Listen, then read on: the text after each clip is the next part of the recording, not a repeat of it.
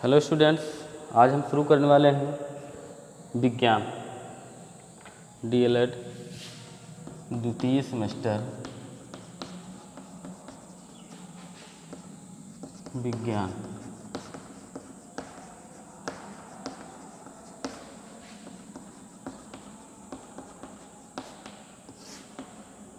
इसमें हम ऊर्जा के बारे में पढ़ेंगे।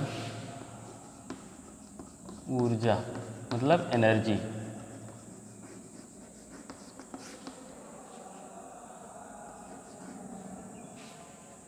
एनर्जी तो सबसे पहले हम ये जानेंगे कि ऊर्जा क्या चीज़ होती है। ऊर्जा, जैसे हम किसी भी कार्य को करने जाते हैं तो हम उस कार्य को जब करते हैं धीरे धीरे करने के पश्चात हमको थकान महसूस होती है। तो थकान जब महसूस होती है तो इससे हमें ये आभास होता है कि हमारी ऊर्जा व्यय हो गई है, हमारी अंदर शक्ति कम हो गई है।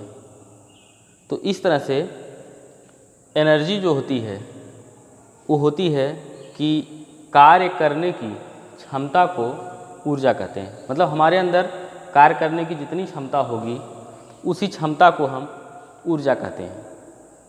जितनी क्षमता हमारे अंदर होगी उतना ही हम कार्य करेंगे। कार्य और ऊर्जा ये दोनों एक दूसरे के पूरक हैं।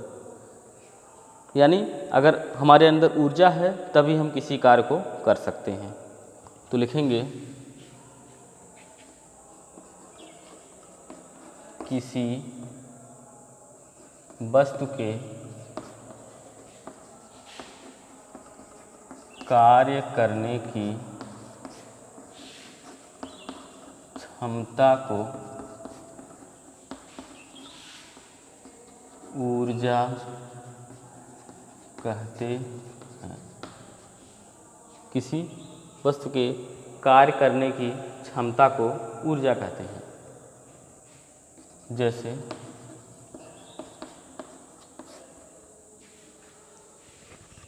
फेंकी गई गेंद,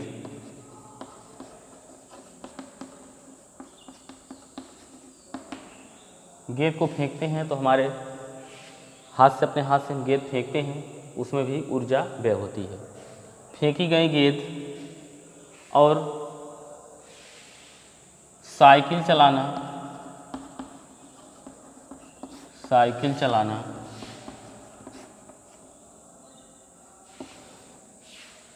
बोझ ढोना,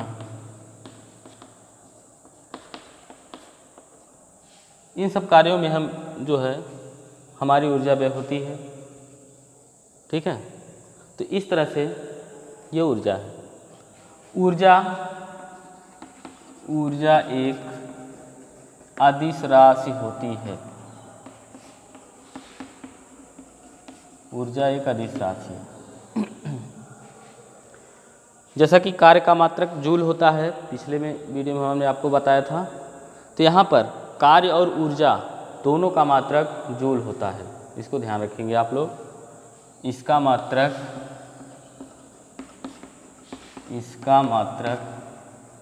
जूल होता है। कार्य का मात्रक जूल होता है और ऊर्जा का मात्रक भी जूल होता है। और यहाँ पर यमकेएस पद्धति और एसआई पद्धति दोनों पद्धतियों में कार्य का मात्रक जूल होता है। अब आइए आते हैं ऊर्जा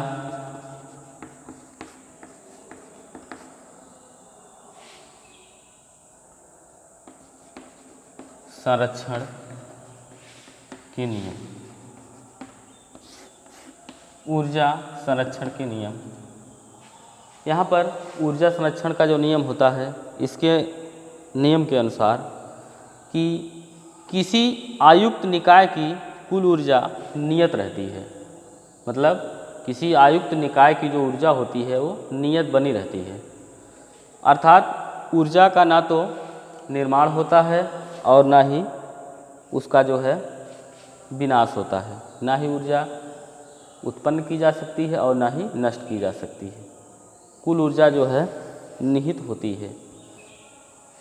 तो यहाँ पर जैसे गतिज ऊर्जा है, स्थितिज ऊर्जा में आप गतिज ऊर्जा को स्थितिज ऊर्जा में कन्वर्ट कर सकते हैं, मतलब गतिज ऊर्जा से स्थित ऊर्जा में उसका परिवर्तन कर सकते हैं।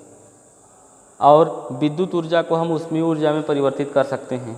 इस तरह से ऊर्जा का केवल परिवर्तन एक रूप से दूसरे रूप में ऊर्जा का परिवर्तन होता है, वो जो है एक रूप से दूसरे रूप में बदल जाती है, वो नष्ट नहीं होती है।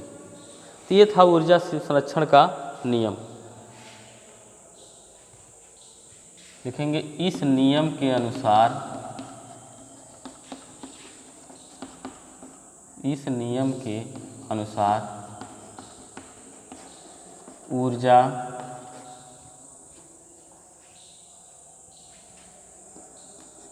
ना तो उत्पन्न की जा सकती है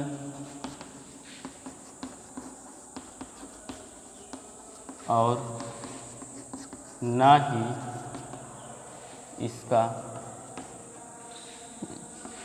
इसे नष्ट किया जा सकता है।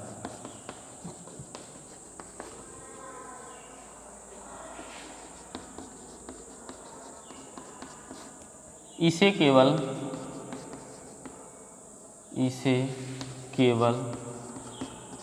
एक रूप से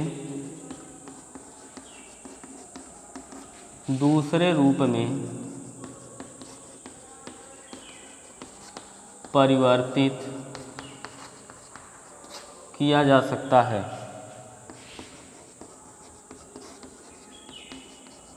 इसे केवल एक रूप से दूसरे रूप में परिवर्तित किया जा सकता है।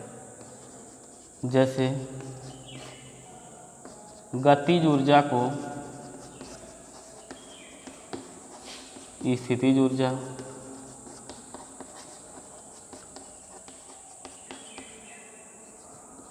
और विद्युत ऊर्जा को ऊष्मीय ऊर्जा। इसी तरह से और भी हैं। तो ये जो है इसका गतिज ऊर्जा जो है ऊर्जा का संरक्षण का सिद्धांत है। इसके अनुसार ऊर्जा को केवल एक रूप से दूसरे रूप में परिवर्तित किया जा सकता है, इसे नष्ट नहीं किया जा सकता और ना ही इसे उत्पन्न किया जा सकता है। तो ये ऊर्जा संरक्षण का सिद्धांत आपको समझ में आ गया होगा। तो चलिए आगे चलते हैं। आगे ऊर्जा के विभिन्न रूप।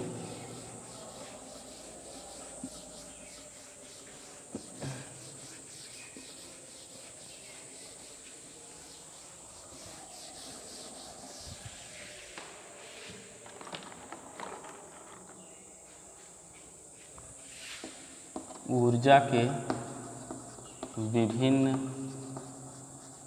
रूप। ऊर्जा के कौन कौन से विभिन्न रूप हैं? जैसे ऊर्जा के विभिन्न रूप हैं यांत्रिक ऊर्जा, ऊष्मीय ऊर्जा, रासायनिक ऊर्जा, विकिरण ऊर्जा, विद्युत ऊर्जा, नाभिकीय ऊर्जा, सौर ऊर्जा आदि। इस तरह से ये ऊर्जा के तमाम जो है रूप हैं, विभिन्न रूप हैं। इनको लिख लीजिए। यांत्रिक ऊर्जा,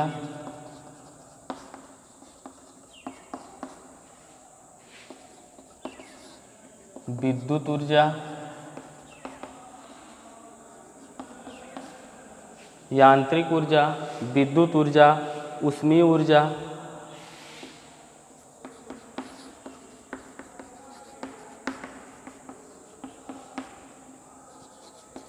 रासायनिक ऊर्जा,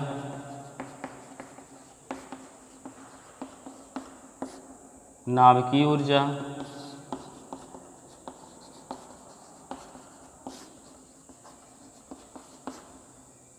नाभिकीय ऊर्जा, सौर ऊर्जा,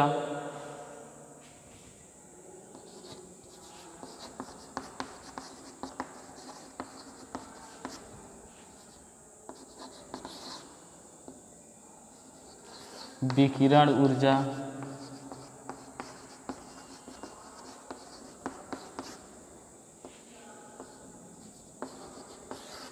पवन ऊर्जा।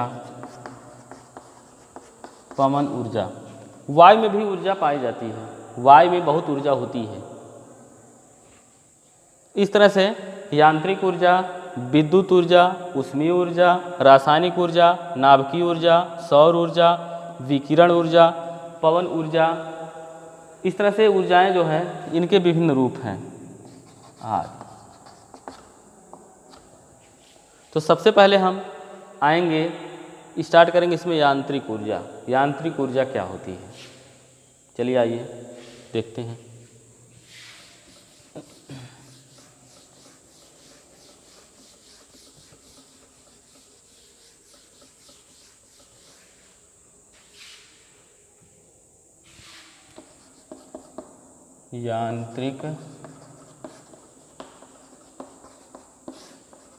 यांत्रिक ऊर्जा, जैसा कि आप यांत्रिक शब्द से परिचित हैं, यंत्र जानते होंगे यंत्र क्या होता है, और इसी से यांत्रिक बना हुआ है।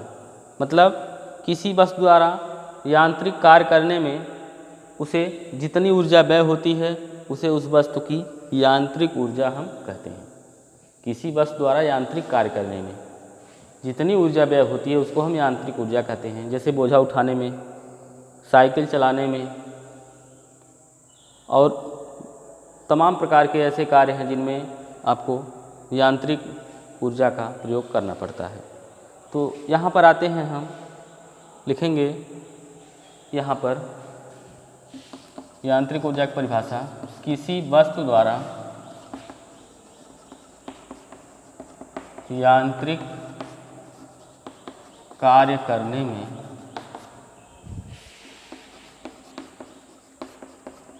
जितनी ऊर्जा व्यय होती है उसे उस वस्तु की यांत्रिक ऊर्जा कहते हैं। जैसे साइकिल चलाते हैं हम, साइकिल चलाना, रेलगाड़ी का चलना, मोटरसाइकिल चलना और गेंद फेंकना, इस तरह से जितने भी कार्य होते हैं यांत्रिक तरीके से, वे सभी उनमें जो है यांत्रिक ऊर्जा व्यय होती है। अब यहाँ हम आएंगे यांत्रिक ऊर्जा क्या होती है, ये कितने भाग होते हैं इसके। तो यहाँ पर यांत्रिक ऊर्जा आपकी दो प्रकार की होती है। यांत्रिक ऊर्जा दो प्रकार की होती है। पहला आपकी है गतिज ऊर्जा। गतिज ऊर्जा जिसको कहते हैं kinetic energy. Kinetic energy, English में इसको काइनेटिक एनर्जी कहते हैं। दूसरा है स्थितिज ऊर्जा, जिसको हम पोटेंशियल एनर्जी कहते हैं।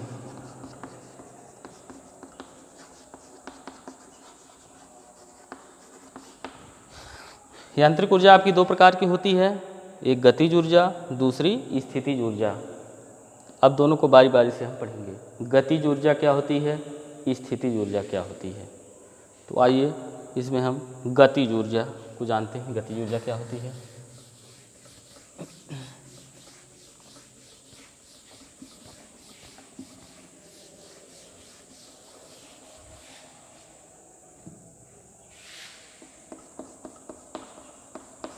गतिज ऊर्जा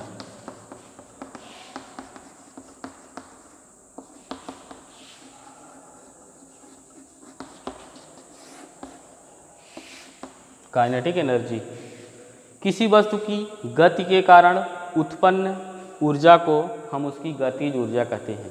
किसी वस्तु की गति के कारण उत्पन्न ऊर्जा को हम उसकी गतिज ऊर्जा कहते हैं। लिख लीजिए, किसी वस्तु की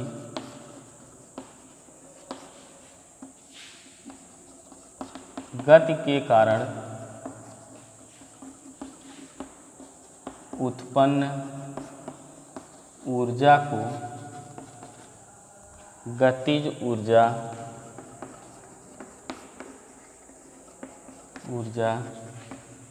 कहते हैं। जैसे लुढ़कती हुई गेंद,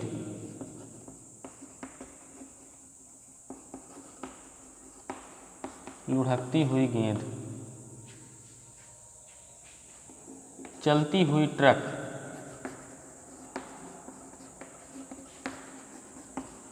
उड़ता हुआ हवाई जहाज।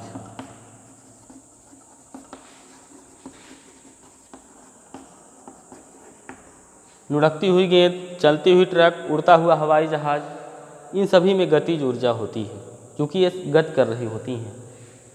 तो इस तरह से ये हो गई आपकी गतिज ऊर्जा।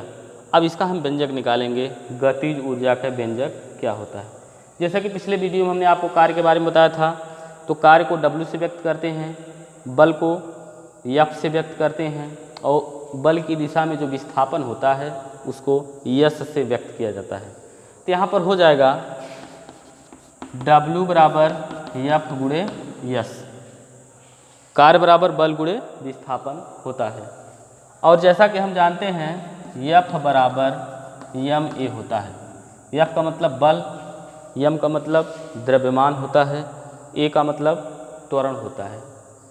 बल बराबर द्रव्यमान गुणे त्वरण होता है, ये आप जो है जानते हैं। तो अब यहाँ पर W बराबर F गुणे S हो गया। तो अब यहाँ जो है F के जगह पे ma रख दीजिए, W बराबर ma S, W बराबर क्या हो गया ma S।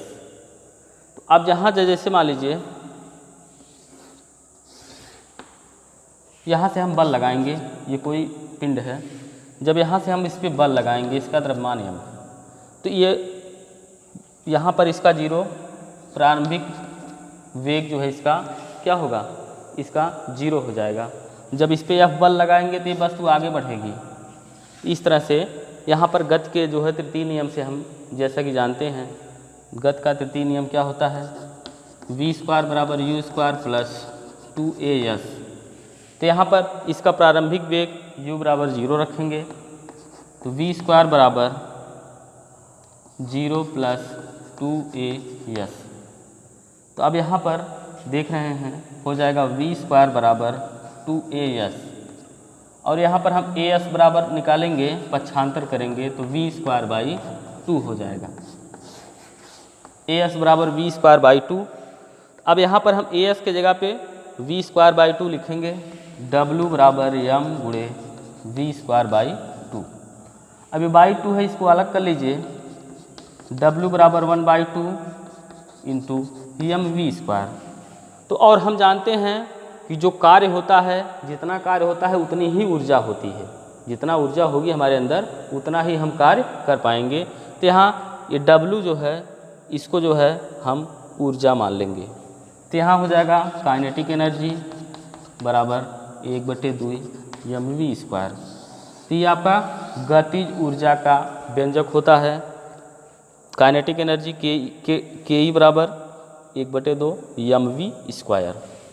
तो इस तरह से आपको गतिज ऊर्जा समझ में आ गई होगी, गतिज ऊर्जा क्या होती है। एक बार फिर से दोहराते हैं कि किसी वस्तु की गति के कारण जो उसमें ऊर्जा उत्पन्न होती है उसको हम गतिज ऊर्जा कहते हैं। जैसे लुढ़कती हुई गेंद, फर्श पर कोई गेंद लुढ़क रही है, उसमें गतिज ऊर्जा है। जो भी वस्तुएं गतिमान हैं, चल रही हैं, उसमें गतिज ऊर्जा है। बस इतना जानिए आप। चलती हुई ट्रक है, चलती हुई रेलगाड़ी है, उड़ता हुआ हवाई जहाज है, मोटरसाइकिल हम चलाते हैं, मोटरसाइकिल में गतिज ऊर्जा हो जाती है। और उसके बाद इसका हम व्यंजक निकालेंगे। सबसे पहले W बराबर F गुणे S हम जानते हैं, बल कार्य बराबर होता है बल गुणे विस्थापन, और हमको पता है F बराबर ma होता है, बल बराबर द्रव्यमान गुणे त्वरण होता है। तो अब यहाँ हम F बराबर ma इंटू S रखेंगे। फिर हम यहाँ आपको बता रहे हैं एक फर्श है, फर्श पर कोई गेंद है, मान लीजिए इस गेंद पर बल लगाया गया है, m द्रव्यमान की गेंद पर F बल लगाया गया है और गेंद जो है आगे बढ़ रही है। तो यहाँ जब शुरुआती दौर में गेंद स्थिर अवस्था में रहेगी तो यहाँ पर u बराबर 0 होगा। इसका u जो है प्रारंभिक वेग होता है, प्रारंभिक वेग को u से व्यक्त करते हैं, अंतिम वेग को v से व्यक्त करते हैं। तो इस तरह से हम गति का तृतीय समीकरण जानते हैं, v स्क्वायर बराबर u स्क्वायर प्लस 2as होता है।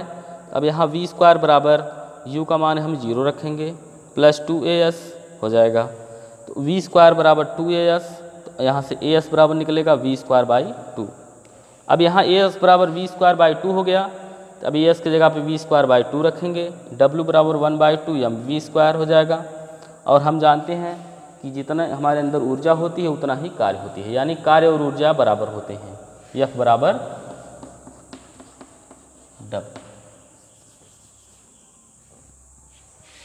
W बराबर E होता है, W बराबर E होता है। तब यहाँ W बराबर हम E रखेंगे, काइनेटिक एनर्जी बराबर ½ mv²। तो आपको समझ में आ गया होगा व्यंजक। तो चलिए अब आते हैं अगली स्थितिज ऊर्जा पर।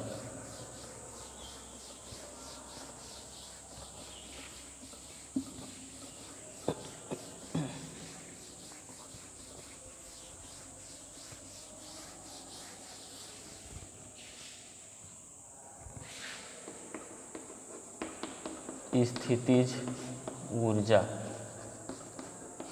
Potential energy.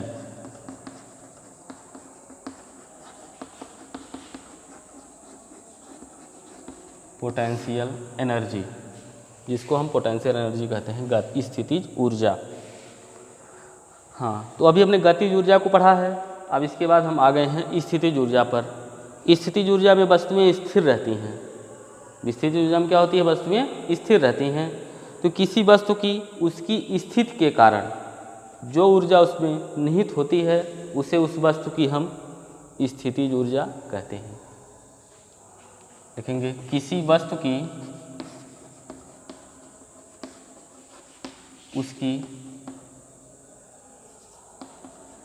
किसी वस्तु की स्थिति के कारण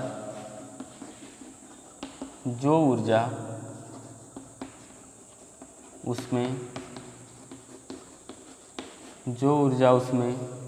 निहित होती है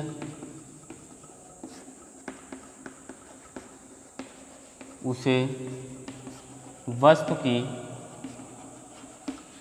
स्थितिज ऊर्जा कहते हैं।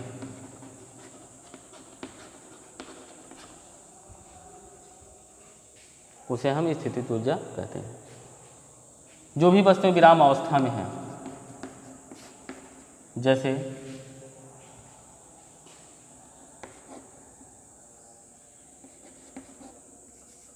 जमीन पर रखा लकड़ी का टुकड़ा,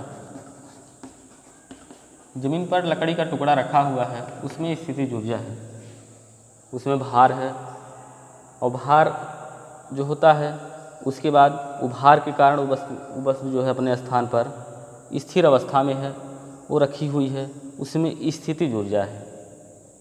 और इस तरह से आपके घर में टेबल रखा हुआ है, मेज है, कुर्सी है, जो भी वस्तुएं स्थिर अवस्था में है उनमें स्थितिज ऊर्जा होती है।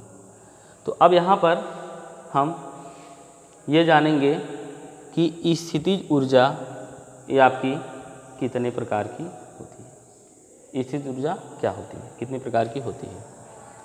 तो पहला नंबर गुरुत्वीय स्थितिज ऊर्जा,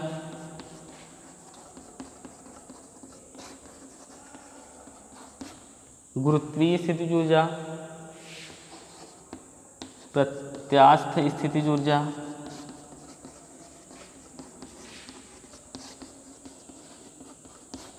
प्रत्यास्थ स्थितिज ऊर्जा। तीसरा है विद्युत स्थितिज ऊर्जा। चौथा है चुंबकीय स्थितिज ऊर्जा।